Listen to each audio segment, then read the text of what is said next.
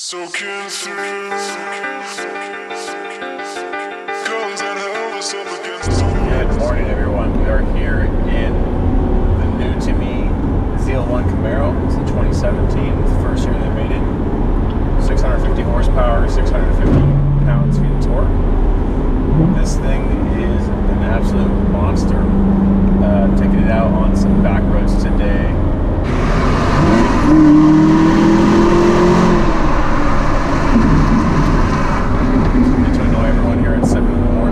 Great all-around car, huge power, great interior, very comfortable seats, excellent stereo.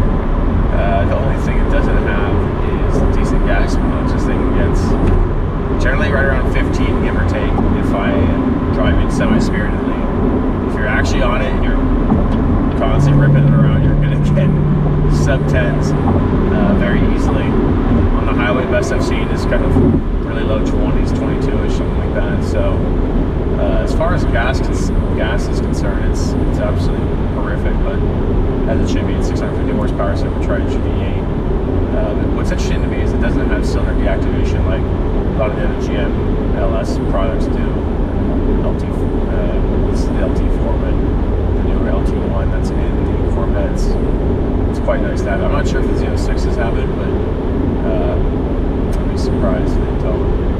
Anyway, driving up here, this is the first time I've been taking this thing on some fun, tighter back roads. I've driven it up in the mountains, but there's much more high-speed, kind of fast twisties.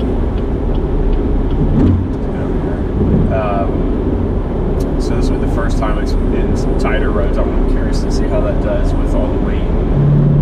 Even though it is heavy, the corner's incredibly flat. It's unbelievably fast. This thing just freaking rips. It's got just so much torque, it'll throw you back. Really, in any gear, you're at 6 at 80, you put it down, it's going to put you back a decent amount, more than you might think at least.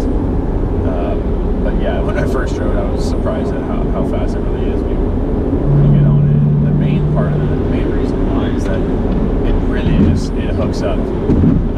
The traction control system in these cars is fantastic, so you get them first and second. Obviously first you can't just forward, but if you do a nice kind of roll onto it, it'll usually stick decently if the tires are warm, and you will take off. Versus, let's say, BMW M4, obviously a lot less power in that car, but that thing could not hook up at all. It's running 285s per rear, which isn't super small, but definitely small when you have that sort of power. You're in the mid-4s, high 4s. But again, what's funny is this has 305s, and it's got 650 foot-pounds of torque. Yet it still is able to hook up. You think it would be 335s or something in that range, but even then it just puts it down very well. A lot of that's due to the weight. So some benefits to weight. But yeah, looking forward to sharing my impressions with you guys on some of these twisties here. Heading out to get breakfast with my buddy. He's got a Chevy GT350 that I've driven. Giving you guys some comparisons between those two cars as well. I haven't driven both. I haven't driven his car in a while, but I do remember it felt police activity. I do remember his car felt very long. This car feels, I think, generally wider. Not necessarily long, but that wider feeling I think helps in the handling department. GT350 felt pretty good in terms of handling as well. Definitely a large car. I drove it back to back with my GT3, which it wasn't fair on the roads we were driving. The GT3 just feels way more nimble and agile for those types of turns. But yeah, the GT350 definitely handles flat as well. It just feels like a longer car, which to me is not my favorite type of feeling. This feels more square, a little bit wider, more planted, and more sure-footed. It's definitely not sunny out here. Pretty good overcast, some fog. So, not the greatest surface, but we shall see what she can do. Just entering the twisties.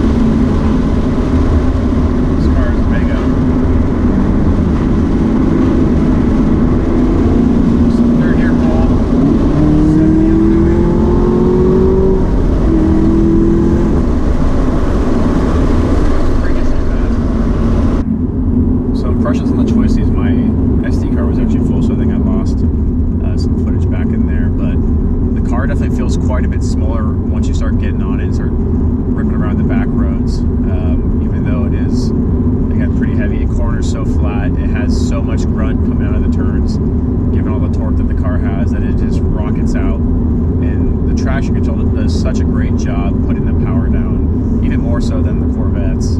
I think a lot of that has to do with the weight. Even though it's got 305s in the rear, it just really feels planted coming out. You can really use pretty much all of the power coming out of a turn, even a fairly low speed turn, or kind of mid speed rather, 40, 50 miles an hour, something like that.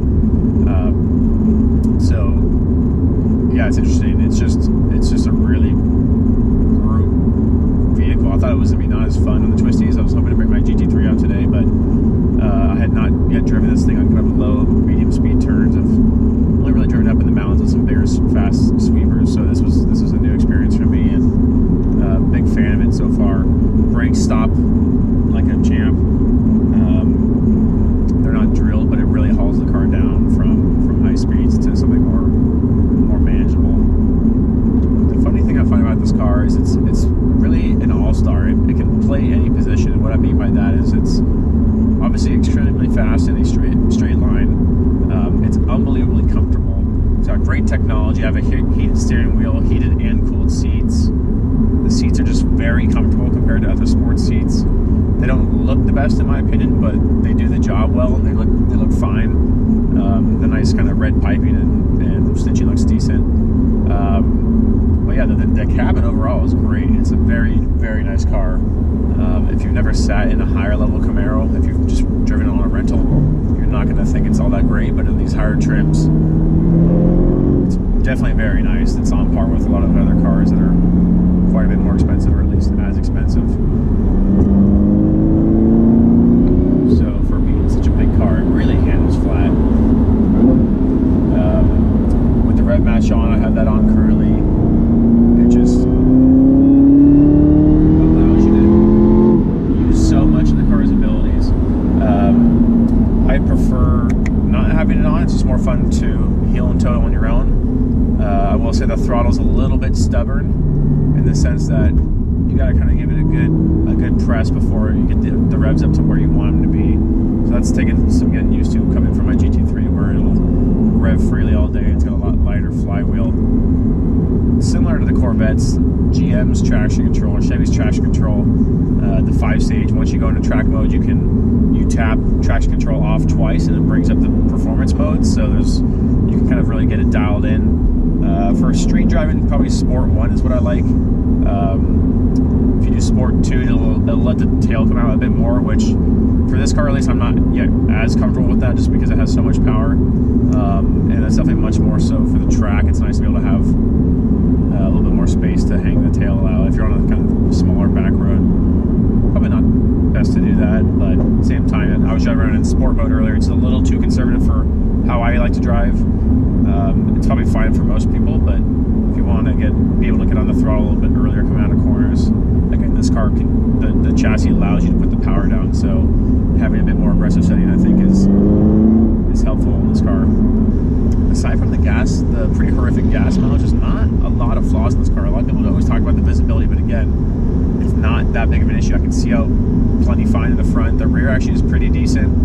And then the mirrors, if you set them correctly, most people just don't do them correctly, but what you should be doing is pushing them so you don't see any of the car in the mirror, and that completely eliminates the blind spot. So when the car leaves my rear view mirror, it'll be in my side mirror, and when it leaves my side mirror, it'll be in my window, so I can just look out and see it.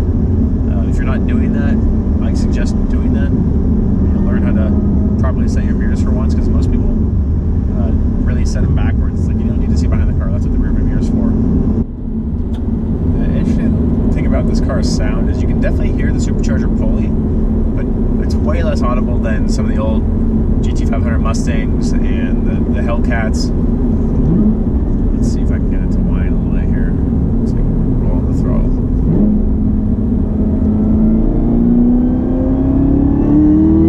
See, you can hear if I roll on slower like that, but if I'm actually in the throttle band, excuse me, in the RPM range and power band, and I'm on it, and the gates are open back, you can't really hear the whine. But it's nice. You can kind of just know it's there, but it's not annoying, because I don't know. I like supercharger whine, but at the same time I don't need that much of it. I prefer to hear exhaust. So I think it's a nice balance. The steering feels good, very similar to the Corvette. It's electronic, so that you can kind of increase or decrease the weighting of the steering, which I think it feels great. I think I have it all times in sport mode, so it's heavier, it's not insane. I like a good weight to my steering. Some people like them a little bit lighter. But I think this one has a nice balance. If you want it really heavy, you can put it on the track mode and it feels great. But this one, the sport mode, is kind of great for all around. I don't care if it's in slow speeds or high speeds, it just feels good. It feels reassuring. Again, I don't think you buy this car for the practicality of the rear seats. If you have small kids, great, you can drive them to school, they're going to love it. But I don't think you really buy it for bringing people around. Some people want to have 4 seats and drive their friends or whatever. I wouldn't buy it for that reason. I'm 5'10", and my head's all crooked sideways up there. Plus, it's kind of funny. The seats are quite a bit higher than the front seats, so you really feel like you're in stadium seating.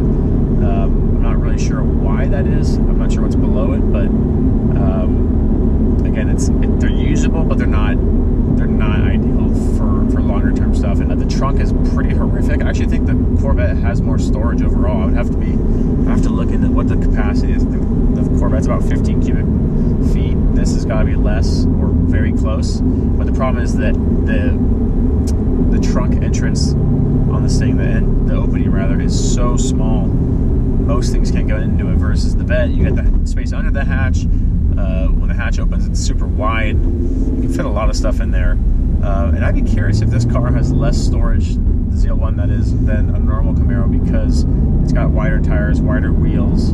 Even though it's an overall wider car, I think the wheel wells come into the trunk a bit more than they might on the normal SS. I would buy it more so for the comfort. Again, it's just a more comfortable car than a Corvette is. But it handles basically as good.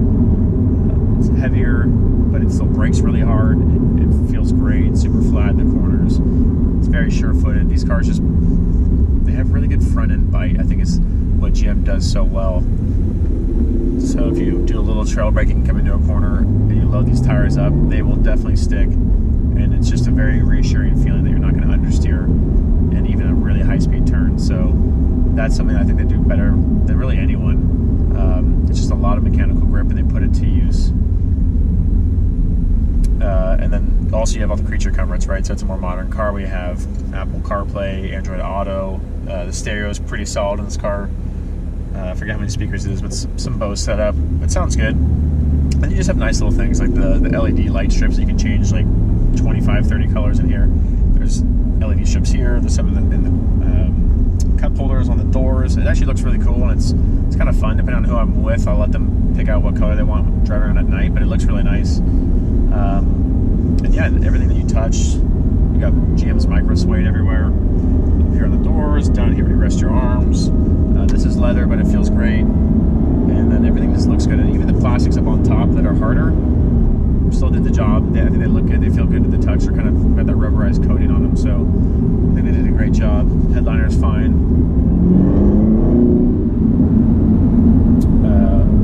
What else? Yeah, I think it really comes down to the seats. The seats are, to me, what stand up the most as adding a lot of comfort to the car for being such a sporty car. And again, they have more side bolstering than I thought they would.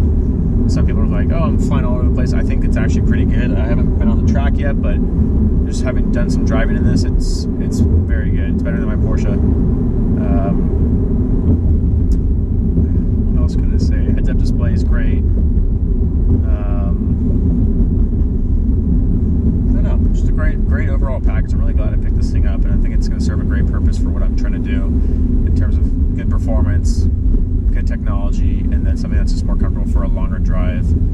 My GT3 I still think is the best all-around driving car I've ever owned, or even driven. It's just a lot of fun. It's fast enough. You can ring it out and it sounds glorious. But it has the worst stereo for actual driving. If you're trying to do something longer term, more than an hour, you probably want a good stereo. You probably want seats that don't make you constantly sweat even when it's cold out. Since any real bucket seat, if it's not cool, it's going to get you nice and sweaty because it just traps all the heat in there.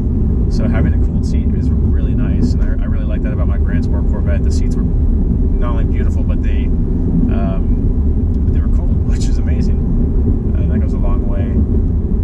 Yeah, this cars is hilarious because it's got a heated steering wheel. I'm like, I've only seen that in SUVs really, but it's got all that good technology, and the display's nice. I think the gauges look good enough. The digital display is great. It's obviously configurable. You can show a lot of information on there, but I usually just put the big digital speedometer on there so you can know what's going on.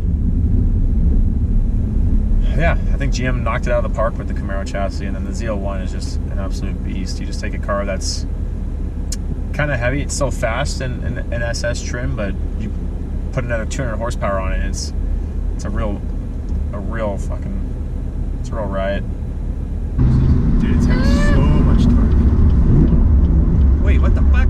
Just downshift that on me. Rev match on. Rev matched me. I went to rev match and it fucking beat me to it. that's what I gotta do. Sometimes I'll keep it on and still do it. And then That's dope. Oh shit. That's pretty dope. It's nice. You're about to fucking feel some shit in your phone.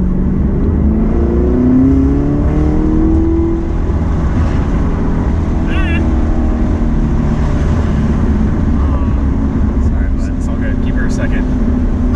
Once you get across, I'm scared. you just roll it on. There's too much power. Time to carry the baby, man. There's too much power. I'm just a little scared. Let it fucking rip. Let's go. Let's fucking go. Give us some space. Give us some space. Wait for it. And in person there. Oh, damn it. Watch that. No. Get out of my way. Jesus. Oh my god. It's so fast. That's really fast. The supercharger is fucking dope. It's not super loud, not a lot of squeal, but It's got a little squeal though. yeah, it's kind of nuts. Sick. If you're not on the exhaust and you just kind of roll in really gently, you'll hear a lot more. It's like, I love that supercharger. Smart. Smart. Little steering wheel. You like the little one? the power. It's a lot of power. Let's fucking see what it does. Oh, I keep trying to throttle whip it. Maybe third gear pull from here. No. Yeah, no, roll on it.